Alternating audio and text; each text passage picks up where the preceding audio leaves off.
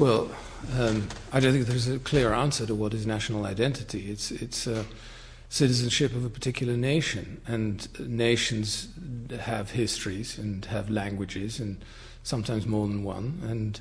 And anything that makes people feel that they belong to one nation rather than another contributes to a sense of national identity.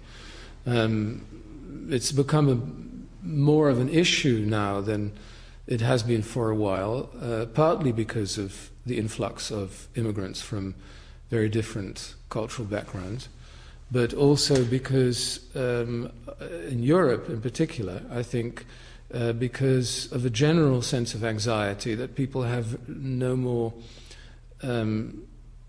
political grip on their societies, in the sense that before, in liberal democracies, the people you voted into government seemed to have an authority to actually carry things out, and they did it in your name, in the name of your society, and so on. With the growth of multinational institutions, multinational corporations, the growth of their power, the European Union, and so on, there's a general sense of political malaise and a sense that people have been abandoned by the political elite.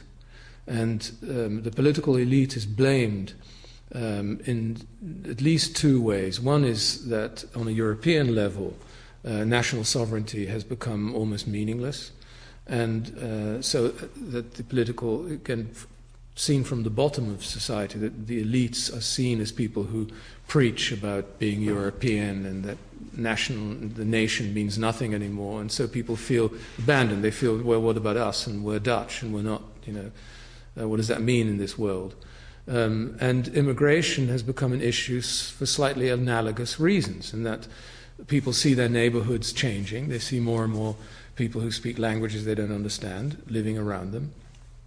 And the political elite is perceived as not paying any attention, at least until recently, to the problems that are caused by that, and the sense of dislocation. You're no longer at home in your own city, etc. And instead of paying attention to that, the politicians are seen as people who don't live in these neighborhoods. They don't have to live with these immigrants, and all they do is preach about multiculturalism and tolerance, and that doesn't solve our problems.